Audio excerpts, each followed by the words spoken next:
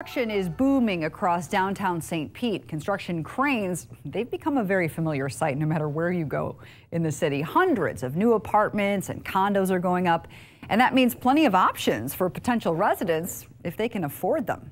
Nightside's Bo Zimmer has been digging into the growing imbalance between high-dollar properties and affordable housing, and how city planners are trying to help. Across St. Pete, construction cranes fill the sky. New high-rise apartments and condo towers opening up, nearly all of them with one thing in common: they're expensive. There's a huge gap in affordable housing and housing that is more or less luxury or high income. Units in the One St. Petersburg project, scheduled to open later this year, start at $500,000.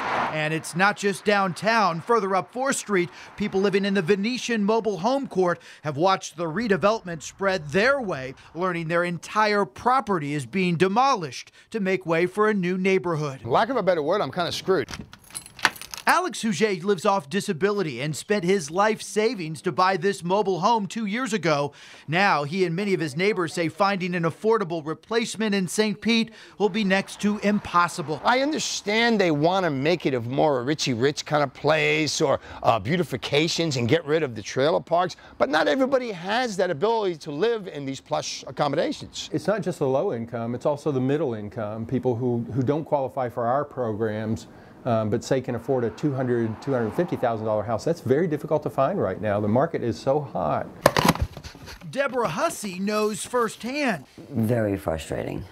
After searching an entire year, Hussey and her husband settled on this 776 square foot home they purchased just off 4th Street for $140,000. I was a teacher and I worked corporate for a while, and I thought I could at least afford a little bit bigger than this. And I hear the struggles people have to buy housing, and it's almost impossible at this point. Former city council member Carl Nurse knows firsthand. As the owner of a local business, his employees, many who make near the median income, live as far away as Pasco County, where homes are more affordable. The challenge is how do we, through some combination of carrot, sticks, and innovation, ensure that we build for the broad spectrum. While on council, Nurse was a champion for the creation of more affordable housing. He helped create a program foreclosing on abandoned lots throughout the city, allowing nonprofits to build new low-cost homes.